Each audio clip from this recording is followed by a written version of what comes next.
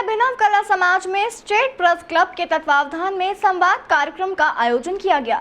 आयोजन में महाराजा सयाजीराव यूनिवर्सिटी बड़ौदा के कुलपति डॉक्टर विजय कुमार श्रीवास्तव मुख्य रूप से शामिल हुए।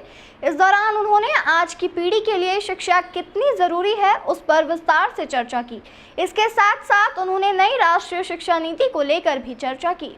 अभिनव कला समाज में हुए संवाद कार्यक्रम में पहुंचे महाराजा सयाजीराव यूनिवर्सिटी बड़ौदा के कुलपति डॉक्टर विजय कुमार श्रीवास्तव ने शिक्षा पर जोर दिया।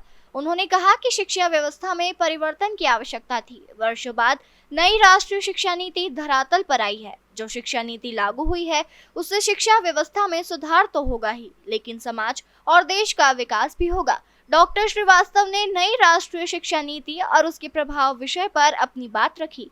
उन्होंने कहा कि नई राष्ट्रीय शिक्षा नीति काफी व्यापक रूप से तैयार की गई है और यह देश की शिक्षा व्यवस्था में प्रभावी परिवर्तन लाएगी। सोशल रिफॉर्म्स होते हैं, ये एक प्रकार का एजुकेशनल रिफॉर्म है जिससे पूरी शिक्षा व्यवस्था में एक तरह की क्रांति लाई हुई है। इस क्रांति के तहत अगर आप देखें कि क्यों हम इसको बोल रहे हैं कि ये ऐसी शिक्षा व्यवस्था है जिसने पूरी रिफॉर्म्स ला दिए इस सिस्टम में, उसके बहुत सारे बिंदु हैं। जैसे पहले हम लोग विद्यार्थियों को जो भी पढ़ाते थे, किताब में जो भी लिखा है भाई पढ़ लो, उसी से पेपर बन गया, उसी का एग्ज़ाम दे लो, काम खत्म हो गया। लेकिन अभी जो खास जो जोर दिया गया है वो एक्सपीरियंशियल लर्निंग पे दिया गया कि आप खुद एक्सपीरियंस करके लर्न करिए। आप ऐसा नहीं जो थ्योरेटिकल है केवल वही देख लिया आपने और आपका काम पूरा हो गया। आप चीज़ों का अनुभव करिए और अनुभव के आधार पर आप लर्निंग करिए। और इसका जो असेसमेंट है वो भी कंटिन्यूअस है।